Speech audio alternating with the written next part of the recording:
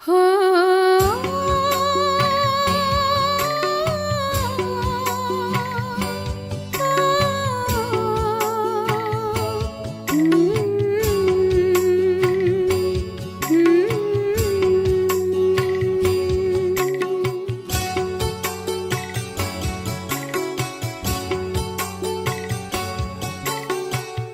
चले वतन की ओर डाल के प्रेम की डोर।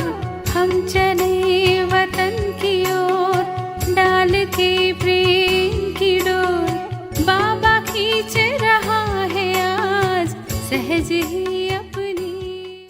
ஓம் சாந்தி 9/1/1983 அவ்யக்த பாப்தாதாவின் மகா வாக்கியம். தலைப்பு: வீணானதை விட்டு சக்திசாலி எண்ணங்களை கொண்டு வாருங்கள். இன்று பாப்தாதா அனைத்து கண்டெடுக்கப்பட்ட குழந்தைகளை சந்திப்பதற்காக விசேஷமாக வந்திருக்கிறார். இரட்டை வெளிநாட்டு குழந்தைகள் சந்திப்பதற்காக எப்பொழுதும் காத்து கொண்டிருக்கிறார்கள். இன்று பாப்தாதா இரட்டை வெளிநாட்டு குழந்தைகளுடன் ஒவ்வொருவரின் விசேஷத்தை பற்றி ஆன்மீக உரையாடல் செய்ய வந்திருக்கிறார். ஒவ்வொரு ஸ்தானத்திற்கும் அதனதன் விசேஷம் இருக்கிறது. சில இடங்களில் எண்ணிக்கை அதிகமாக இருக்கிறது, மேலும் சில இடங்களில் எண்ணிக்கை குறைவாக இருந்த போதிலும் விலை மதிக்க முடியாத ரத்தினம் விசேஷ ரத்தினமாக தேர்ந்தெடுக்கப்படுவார்கள். கொஞ்சம் இருந்த போதிலும் தன்னுடைய பங்கை மிக நல்ல முறையில் செய்து கொண்டிருக்கிறார்கள். அந்த மாதிரி குழந்தைகளின் ஊக்க உற்சாகத்தை பார்த்து, குழந்தைகளின் சேவையை பார்த்து பாப்தாதா மகிழ்ச்சி அடைகிறார். விசேஷ ரூபத்தில் வெளிநாட்டின் 4 மூலைகளிலுமே தந்தையை பிரத்யக்ஷம் செய்யும் திட்டத்தை நடைமுறையில் கொண்டு வருவதில் நல்ல வெற்றியை அடைந்து கொண்டிருக்கிறார்கள். அனைத்து மதங்களின் ஆத்மாக்களை தந்தையுடன் சந்திக்க வைப்பதற்காக முயற்சியை நன்றாக செய்து கொண்டிருக்கிறார்கள். சேவையின் ஈடுபாடு மிக நன்றாக இருக்கிறது. தன்னுடைய அலைந்து கொண்டிருந்த ஆத்மாவிற்கு புகலிடம் கிடைத்ததின் அனுபவி ஆன காரணத்தினால் மற்றவருக்காகவும் இரக்கம் வருகிறது. யாரெல்லாம் தொலைதூரத்திலிருந்து வந்திருக்கிறார்களோ அவர்களுக்கு செல்ல வேண்டும், மேலும் மற்றவர்களையும் அழைத்து வர வேண்டும் என்ற ஊக்கம் இருக்கிறது. இந்த திட எண்ணம் அனைத்து குழந்தைகளுக்கும் தூரமாக இருந்த போதிலும் நெருக்கத்தை அனுபவம் செய்வித்தது. எனவே எப்பொழுதும் தன்னை பாப்தாதாவின் ஆஸ்திக்கு உரிய ஆத்மா என்று புரிந்து நடந்து கொண்டிருக்கிறார்கள். ஒருபொழுதும் ஏதாவது வீணான எண்ணத்தின் ஆதாரத்தில் தன்னை குழப்பத்தில் கொண்டு வராதீர்கள். நீங்கள் ஒவ்வொரு கல்பத்திலும் பாத்திரமானவர்கள். நல்லது. இன்றோ பார்ட்டிகளுடன் சந்திக்க வேண்டும். சந்திப்பதற்கான முதல் வாய்ப்பு அமெரிக்க பார்ட்டிகளுக்கு கிடைத்திருக்கிறது. எனவே அமெரிக்காவை சேர்ந்தவர்கள் அனைவரும் ஒன்றாக சேர்ந்து சேவையில் அனைவரையும் விட நம்பர் 1 அதிசயம் செய்து காண்பிப்பீர்கள்தான், இல்லையா? எப்பொழுது மாநாட்டிற்கு மிகப்பெரிய விஐபியை யார் அழைத்து வருகிறார்கள் என்று பார்க்கலாம். நம்பர் 1 விஐபி எங்கிருந்து வருகிறார்? அமெரிக்காவிலிருந்து. பார்க்க போனால் தந்தையின் குழந்தைகள் நீங்கள் அனைவரையும் விட மிகப்பெரிய விவிவிஐபிக்கள். உங்களை விட பெரியவர்கள் யாரும் இல்லை. ஆனால் யார் இந்த உலகத்தின் விஐபிக்களாக இருக்கிறார்களோ அந்த ஆத்மாக்களுக்கும் செய்தி கொடுப்பதற்கான இந்த வாய்ப்பு, இவர்களுடைய பாக்கியத்தை உருவாக்குவதற்காக இந்த முயற்சி செய்ய வேண்டியதாக இருக்கிறது. ஏனென்றால் அவர்கள் தன்னை இந்த உலகத்தில் பெரியவர்கள் என்று நினைக்கிறார்கள், இல்லையா? எனவே சிறிய நிகழ்ச்சிகளில் வருவது தனக்கு மரியாதை இல்லை என்று நினைக்கிறார்கள். எனவே பெரிய நிகழ்ச்சியில் பெரியவர்களை அழைப்பதற்கான வாய்ப்பு. பொதுவாக பாப்தாதா குழந்தைகளை மட்டும்தான் சந்திக்கிறார், மேலும் அவர்களோடு ஆன்மீக உரையாடல் செய்கிறார். விசேஷமாக வருவதே குழந்தைகளுக்காகத்தான் மட்டும்.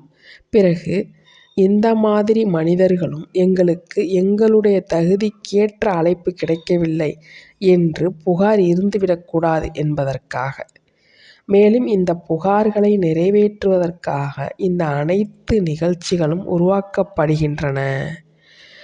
பாப்தாதாவிற்கோ குழந்தைகள் மேல் அன்பு இருக்கிறது, மேலும் குழந்தைகளுக்கு பாப்தாதா மேல் அன்பு இருக்கிறது. நல்லது. அனைத்து இரட்டை வெளிநாட்டினரும் உடலால் மற்றும் மனதால் திருப்தியாக இருக்கிறீர்களா? கொஞ்சமாவது யாருக்காவது உடலில் மற்றும் மனதின் பிரச்சனையில் ஏதாவது எண்ணமோ இல்லையே? உடல் நோயுற்றிருக்கிறது, ஆனால் உடல் நோயின் காரணமாக மனம் பாதிக்கப்பட வேண்டாம். எப்பொழுதும் குஷியில் நடனமாடிக்கொண்டே இருந்தீர்களென்றால் உடலும் சரியாகிவிடும். மனதின் குஷி மூலம் உடலை நடத்துவீர்களென்றால் 2 பயிற்சிகளும் ஆகிவிடும். குஷி ஆசீர்வாதம் மற்றும் பயிற்சி மருந்து. அப்படி ஆசீர்வாதம் மற்றும் மருந்து இரண்டும் இருப்பதினால் சுலபமாகிவிடும். இரவு தூக்கம் வருவதில்லை என்று ஒரு குழந்தை கூறினார். தூங்குவதற்கு முன்பு யோகாவில் அமர்ந்தீர்கள் என்றால் பிறகு தூக்கம் வந்துவிடும். யோகாவில் அமரும் நேரம் பாப்தாதாவின் குணங்களின் பாடல் பாடுங்கள். குஷி ஏற்படும் காரணத்தினால் வலியும் மறந்துவிடும். குஷி இல்லாமல் நான் ஆத்மா நான் ஆத்மா என்ற இந்த முயற்சி மட்டும் செய்கிறீர்கள் என்பதினால் நோயும் அனுபவமாகிறது. குஷியில் இருந்தீர்கள் என்றால் வலியும் மறந்துவிடும். ஏதாவது ஒரு விஷயத்தில் யாருக்காவது ஏதாவது கேள்வி இருக்கிறது அல்லது சின்ன விஷயத்தில் எப்போதாவது விரைவில் குழப்பமடைந்து விடுகிறீர்கள் என்றால் அந்த சின்ன சின்ன விஷயங்களை உடனே தெளிவுபடுத்தி கொண்டு மேலே சென்று கொண்டே இருங்கள். அதிகம் யோசிக்கும் பழக்கம் உள்ளவராக ஆகாதீர்கள். என்னென்ன யோசனை வருகிறதோ அதை அங்கேயே அழித்து விடுங்கள். ஒரு யோசனைக்கு பின்னால் அநேக யோசனைகள் ஓடுவதினால் பிறகு மனநிலை மற்றும் உடல் இரண்டின் மேலும் பாதிப்பு ஏற்படுகிறது. எனவே இரட்டை வெளிநாட்டு குழந்தைகளுக்கு யோசிக்கும் விஷயத்தில் இரட்டை கவனம் கொடுக்க வேண்டும். ஏனென்றால் தனியாக இருந்து யோசிக்கும் இயற்கையான பழக்கம் உள்ளவர்களாக இருக்கிறீர்கள். இந்த பழக்கம் இருக்கும் காரணத்தினால் இங்கேயே சின்ன சின்ன விஷயத்தில் அதிகம் யோசிக்கிறார்கள். யோசிப்பதில் நேரம் வீணாகிறது, குஷியும் காணாமல் போய்விடுகிறது. மேலும் உடல் அதிகமாக பாதிப்பு ஏற்படுகிறது. அதன் காரணமாக யோசனை ஓடுகிறது. எனவே உடல் மற்றும் மனம் இரண்டையும் எப்பொழுதும் குஷியாக வைத்துக் கொள்வதற்கு குறைவாக யோசியுங்கள். ஒருவேளை யோசிக்க வேண்டும் என்றிருந்தால் ஞான ரத்தினங்களை பற்றி யோசியுங்கள். வீணான எண்ணங்களை ஒப்பிடும் பொழுது சக்திசாலியான எண்ணம் ஒவ்வொரு விஷயத்திலும் இருக்கிறது. உதாரணமாக தனது மனநிலை மற்றும் யோகாவை பற்றி என்னுடைய பங்கோ எந்தளவு தென்படவில்லை, யோகா செய்ய முடிவதில்லை என்று வீணான எண்ணங்கள் ஓடுகிறது. அசரீரி ஆவது இல்லை, இதுதான் வீணான எண்ணம். அதற்கு பதிலாக சக்திசாலியான எண்ணத்தை வையுங்கள். நினைவே என்னுடைய இயற்கையான குணம். குழந்தைகளின் இயற்கையான குணமே தந்தையை நினைவு செய்வது. ஏன் நடக்காது? கண்டிப்பாக நடக்கும். நான் யோகி இல்லை என்றால் வேறு யார் யோகியாக ஆவார்? நான் தான் ஒவ்வொரு கல்பத்திலும் சகஜ யோகி. அந்த மாதிரி வீணானத்திற்கு பதிலாக சக்திசாலி எண்ணங்களை ஓட வையுங்கள். என்னுடைய உடல் செயல்பட முடியாது என்று வீணான எண்ணங்களை ஓட்டாதீர்கள். இதற்கு பதிலாக இந்த கடைசி பிறவியில் தந்தை என்னை தன்னுடைய குழந்தையாக்கியிருக்கிறார். இந்த பழைய உடல் மூலமாக பல பிறவிகளுக்கான ஆஸ்தியை அடைந்துவிட்டேன். மனமுடையச் செய்யும் எண்ணத்தை வைக்காதீர்கள். ஆனால் குஷியான எண்ணத்தை வையுங்கள். ஆகா, என்னுடைய பழைய உடலே, அதுதான் என்னை பாபாவுடன் சந்திக்க வைப்பதற்காக காரணமாக இருந்தது. ஆகா என்று சொல்லிக்கொண்டே இருங்கள். எப்படி குதிரையை மிக அன்போடு தடவி கொடுத்து ஓட வைத்தால் நன்றாக ஓடும். ஒருவேளை குதிரையை அடிக்கடி தார்கம்பால் குத்தினீர்கள் என்றால் இன்னும் தொந்தரவு கொடுக்கும். இந்த உடலும் உங்களுடையது. இதை அடிக்கடி இது பழையது, பிரயோஜனமற்றது உடல் என்று கூறாதீர்கள். இப்படி சொல்கிறீர்கள் என்றால் தார்கம்பால் குத்துவதாகும். குஷியோடு இதன் பெருமையை பாடி இதை செய்வித்து கொண்டே இருங்கள். பிறகு இந்த பழைய உடல் தொந்தரவு செய்யாது, மிகுந்த சகயோகம் கொடுக்கும். உறுதிமொழி செய்தும் சொல்கிறோம், இருந்தும் மாயா வந்து விடுகிறது என்று யாரோ கூறினார். மாயாவை கண்டு ஏன் பயப்படுகிறீர்கள்? உங்களுடைய பாடம் கற்பிப்பதற்காக மாயா வருகிறது. பயப்படாதீர்கள், பாடம் கற்றுக்கொள்ளுங்கள். சில நேரம் சகித்து கொள்வதற்கான பாடம், சில நேரம் ஒரே சீரான நிலையில் இருப்பதற்கான பாடத்தை கற்பிக்கிறது. சில நேரம் அமைதி சுரூபம் ஆவதற்கான பாடத்தை உறுதியாக்குவதற்காக வருகிறது. மாயா வந்துவிட்டது என்று அந்த ரூபத்தில் பார்க்காதீர்கள். அப்படி பார்த்தால் பயந்து விடுகிறீர்கள். ஆனால் மாயாவும் சகயோகி ஆகி தந்தையிடம் படித்து பாடத்தை உறுதியாக்குவதற்காக வந்திருக்கிறது. மாயாவை சகயோகியின் ரூபத்தில் புரிந்து கொள்ளுங்கள், எதிரியாக அல்ல.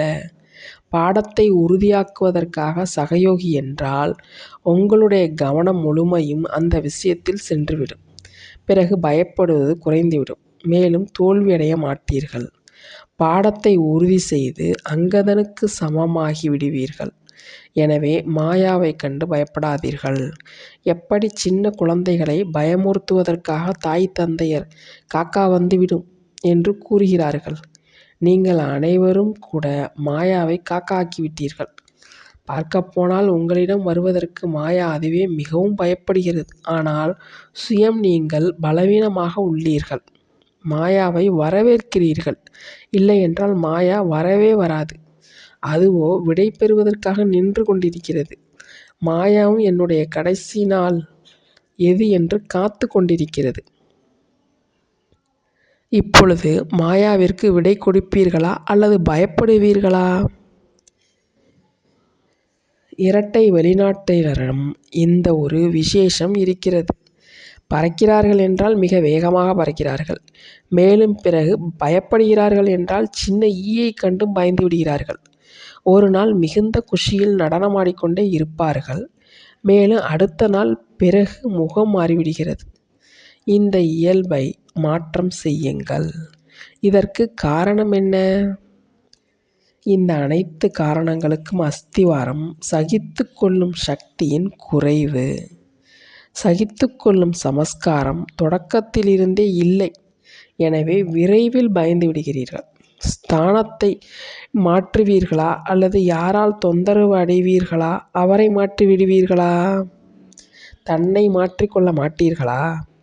இந்த சமஸ்காரம் இருக்கிறது இல்லையா? அதை மாற்ற வேண்டும். நான் என்னை மாற்ற வேண்டும். ஸ்தானத்தை அல்லது மற்றவர்களை மாற்ற வேண்டாம். ஆனால் தன்னை மாற்றிக்கொள்ள வேண்டும். இதை அதிகம் நினைவில் வையுங்கள். புரிந்ததா? இப்பொழுது வெளிநாட்டர் சமஸ்காரத்தை மாற்றி சுயதேச சமஸ்காரத்தை உருவாக்கிவிடுங்கள். சகித்து கொள்பவரின் அவதாரம் ஆகிவிடுங்கள். இதைதான் நீங்கள் நாம் அனுசரித்து போக வேண்டும் என்று கூறுகிறீர்கள். ஒதுங்கிவிடவும் கூடாது, விடவும் கூடாது. அன்னம் மற்றும் கொக்கின் விஷயம் வேறு. அவர்களுக்கு அவர்களுக்குள் மோதல் இருக்கும். அதுவும் எவ்வளவு முடியுமோ அவருக்காக சுப பாவனையுடன் முயற்சி செய்வது நம்முடைய கடமை. அந்த மாதிரி உதாரணமும் இருக்கிறது. யார் முற்றிலும் எதிர்ப்பு செய்பவர்களாக இருந்தார்கள், ஆனால் சுபபாவனை மூலம் பொறுப்பில் இருப்பவர்களை விட முன்னுக்கு சென்று கொண்டிருக்கிறார்கள். எனவே சுப பாவனையின் முழு சக்தியோடு முயற்சி செய்ய வேண்டும். ஒருவேளை இதற்கு பிறகும் நடக்கவில்லை என்றால் பிறகு டைரக்ஷன் பெற்று அடுத்த அடி எடுத்து வைக்க வேண்டும். ஏனென்றால் பல தடவைகள் அந்த மாதிரி ஒதுங்கி விடுவதினாலும் சில நேரங்களில் சேவைக்கு பாதகமான விஷயங்களும் நடந்துவிடுகின்றன. மேலும் பல தடவைகள் அந்த மாதிரியும் ஆகிவிடுகிறது. வரக்கூடிய பிராமண ஆத்மாக்களின் குறை இருக்கும் காரணத்தினால் மற்ற ஆத்மாக்களும் பாக்கியத்தை பெறுவதிலிருந்து வஞ்சிக்கப்பட்டு விடுகிறார்கள். எனவே முதலில் நீங்கள் செய்து பாருங்கள். பிறகு ஒருவேளை அது பெரிய பிரச்சனை என்று நினைக்கிறீர்கள் என்றால் பொறுப்பில் இருக்கும் ஆத்மாக்களிடம் சரிபார்த்து கொள்ளுங்கள். பிறகு அவரும் பிரிந்து தனியாக ஆவதுதான் சரி என்று நினைக்கிறார் என்றால், அதன் பிறகு நீங்கள் பிரிந்து தனியாக சென்று விடுகிறீர்கள் என்றால் உங்கள் மேல் பொறுப்பு இருக்காது. நீங்கள் டைரக்ஷன் படி நடக்கவும் பிறகு நீங்கள் கவலையின்றி இருங்கள். பல தடவைகள் அந்த மாதிரியும் ஆகிறது. ஆவேசத்தில் விட்டுவிட்டார். ஆனால் தன்னுடைய தவறின் காரணமாக விட்ட பிறகும் அந்த ஆத்மா ஈர்த்து கொண்டே இருக்கிறது. புத்தி சென்று கொண்டே இருக்கிறது. இதுவும் பெரிய தடையாகி விடுகிறது. உடலால் பிரிந்து விட்டார்கள். ஆனால் மனதின் கணக்கு வழக்கு இருக்கும் காரணத்தினால் ஈர்த்து கொண்டே இருக்கும். எனவே பொறுப்பாளர் ஆகியிருக்கும் ஆத்மாக்களிடம் கேட்டு தெரிந்து கொள்ளுங்கள். ஏனென்றால் இதுவும் கர்மங்களின் தத்துவம். வலுக்கட்டாயமாக துண்டிப்பதினாலும் மனம் அடிக்கடி சென்று கொண்டே இருக்கும். கர்மத்தின் தத்துவத்தை ஞான சொரூபமாகி தெரிந்து கொள்ளுங்கள். பிறகு சரிபார்க்க செய்யுங்கள். பிறகு கர்ம பந்தனத்தை ஞானம் நிறைந்தவராகி அகற்றுங்கள். மற்றபடி பிராமண ஆத்மாக்களில் நமக்கு சமமானவர்களாக இருக்கும் காரணத்தினால் பொறாமை உருவாகிறது. பொறாமையின் காரணமாக சமஸ்கார மோதல் ஏற்படுகிறது. ஆனால் யார் நம்மை போன்று இருப்பவர்களை பொறுப்பாளராக ஆக்கியிருப்பது யார் என்று விசேஷமாக இந்த விஷயத்தை யோசித்து பாருங்கள். இவர் இந்த சேவையில் வந்துவிட்டார். இன்னார் டீச்சர் ஆகிவிட்டார். நம்பர் 1 சேவை செய்பவராக ஆகிவிட்டார் என்று அவரை பார்க்காதீர்கள். ஆனால் அந்த ஆத்மாவை பொறுப்பில் இருப்பவராக ஆக்கியது யார் என்று இதை யோசித்து பாருங்கள். பொறுப்பாளராக இருக்கும் விசேஷ ஆத்மா மூலம்தான் அவருக்கு சேவை கிடைக்கிறது. ஆனால் பொறுப்பாளர் ஆகியிருக்கும் டீச்சரையும் யார் பொறுப்பாளர் ஆக்கியது? இதில் எப்பொழுதும் இடையில் தந்தை இருந்துவிட்டார் என்றால் மாயா ஓடிவிடும், பொறாமை ஓடிவிடும். ஆனால் எப்படி பழமொழி இருக்கிறது இல்லையா? தந்தை இருப்பார் அல்லது பாவம் இருக்கும். எப்பொழுது தந்தையை இடையிலிருந்து எடுத்து விடுகிறீர்களோ அப்பொழுது பாவம் வருகிறது. பொறாமையும் பாவ காரியம்தான் இல்லையா? ஒருவேளை தந்தை பொறுப்பாளர் ஆக்கியிருக்கிறார் என்றால் தந்தை என்ன காரியம் செய்கிறாரோ அதில் நன்மைதான் இருக்கிறது. ஒருவேளை அவருடைய ஏதாவது விஷயம் பிடிக்கவில்லை, தவறாக ஆக முடியும். ஏனென்றால் அனைவரும் முயற்சி செய்பவர்கள். ஒருவேளை தவறு என்றாலும் தன்னுடைய சுப பாவனையுடன் மேலே கொடுத்துவிட வேண்டும். பொறாமை வசப்பட்டு அல்ல, ஆனால் தந்தையின் சேவை என்னுடைய சேவை என்று இந்த சுப பாவனையுடன் உயர்ந்த பொறுப்போடு விஷயத்தை மேலே கொடுத்துவிட வேண்டும். கொடுத்த பிறகு நீங்கள் அதை பற்றி கவலையற்றவராக ஆகிவிடுங்கள். இந்த விஷயத்தை சொன்னேன், அதற்கு என்ன ஆச்சு என்று யோசிக்காதீர்கள். எதுவுமே ஆகவில்லை, ஆனதா அல்லது இல்லையா என்று இந்த பொறுப்பு பெரியவர்களுடையதாகி விடுகிறது. நீங்கள் சுப பாவனையோடு கொடுத்து விட்டீர்கள். இப்பொழுது உங்களுடைய வேலை தன்னை காலியாக்குவது. பெரியவர்களின் கவனத்தில் விஷயம் வரவில்லை என்று பார்க்கிறீர்கள் என்றால் 2வது தடவை எழுதுங்கள். ஆனால் சுப பாவனையுடன். ஒருவேளை பொறுப்பில் இருப்பவர் இந்த விஷயத்தை விட்டுவிடுங்கள் என்று கூறினார் என்றால் நீங்கள் எண்ணத்தையும் நேரத்தையும் வீணாக இழக்காதீர்கள். பொறாமைப்படாதீர்கள். ஆனால் யாருடைய காரியம் யார் பொறுப்பாளர் ஆக்கியிருக்கிறாரோ அவரை நினைவு செய்யுங்கள்.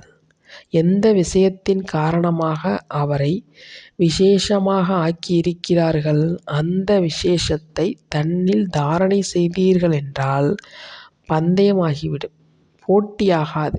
புரிந்ததா? ஒருபொழுதும் நிலை குலைந்து போகக்கூடாது. யாராவது ஏதாவது கூறினார் என்றால் நீங்கள் என்ன நோக்கத்தோடு கூறுகிறீர்கள் என்று அவரிடமே கேட்க வேண்டும். ஒருவேளை அவர் அதை தெளிவுபடுத்தவில்லை என்றால் பொறுப்பாளராகி இருப்பவரிடம் இதில் என்னுடைய தவறு என்ன என்று கேட்க வேண்டும். ஒருவேளை மேலே சோதனை செய்து சரிபார்த்து உங்களுடைய தவறில்லை என்றால் நீங்கள் கவலையற்றவராகிவிடுங்கள். பிராமண ஆத்மாக்கள் மூலமாக இங்கேயே கணக்கு வழக்கை முடிக்க வேண்டும் என்ற ஒரு விஷயத்தை அனைவரும் புரிந்து கொள்ள வேண்டும். தர்மராஜரிடமிருந்து தப்பித்து கொள்வதற்கு எங்காவது பிராமணர் காரணமாகி விடுகிறார். எனவே இந்த பிராமண பரிவாரத்தில் என்ன நடக்கிறது என்று பயப்படாதீர்கள். பிராமணர்களின் கணக்கு வழக்கு பிராமணர்கள் மூலமாகத்தான் முடிய வேண்டும். அது முடிவடைந்து கொண்டிருக்கிறது என்ற இந்த குஷியிலேயே இருங்கள். கணக்கு வழக்கு முடிந்தது. மேலும் முன்னேற்றம் ஏற்பட்டது. சின்ன சின்ன விஷயத்தில் குழப்பமடைய மாட்டோம்.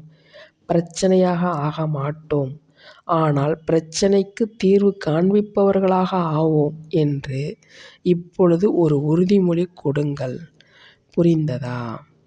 நல்லது. வரதானம். தன்னுடைய சக்திகள் மற்றும் குணங்கள் மூலமாக பலமற்றவரை சக்தி நிறைந்தவராக ஆக்கக்கூடிய சிரேஷ்ட வள்ளல் மற்றும் சகயோகி ஆகுக. உயர்ந்த நிலை உள்ள உண்மையான குழந்தைகளின் அனைத்து சக்திகள் மற்றும் அனைத்து குணங்களும் நேரத்திற்கு ஏற்றாற்போல் எப்பொழுதும் சகயோகியாக இருக்கின்றன. அவர்களுடைய சேவையின் விசேஷ சொரூபம் தந்தை மூலமாக கிடைத்திருக்கும் குணங்கள் சக்திகளை அஞ்ஞானி ஆத்மாக்களுக்கு தானம் செய்வது மற்றும் பிராமண ஆத்மாக்களுக்கு சகயோகம் கொடுப்பது, பலமற்றவரை சக்தி நிறைந்தவராக ஆக்குவது என்ற இதுதான் சிரேஷ்ட தானம் மற்றும் சகயோகம். எப்படி வாய்மொழி மூலம் மனசக்தி மூலம் சேவை செய்கிறீர்கள், அந்த மாதிரி பிராப்தியாகியிருக்கும் குணங்கள் சக்திகளின் சகயோகத்தை மற்ற ஆத்மாக்களுக்கு கொடுங்கள், பிராப்தி செய்யுங்கள். ஸ்லோகன். யார் திட நிச்சயத்தோடு பாக்கியத்தை நிச்சயம் செய்து விடுகிறார்களோ அவர்கள்தான் எப்பொழுதும் கவலையின்றி இருக்கிறார்கள். ஓம் சாந்தி. तुम बच्चों को तो सर्विस करनी है, जो बाबा कहते हैं सबको ये बताओ कि देखो तुम्हारा एम एंड ऑब्जेक्ट ये है, एक गीता है बगैर, ये राजयोग है ना बच्चे। कैसे है राजयोग? बिल्कुल सहज है कि बाप को याद करो तो ये वैसा मिलेगा तुमको। ओम शांति।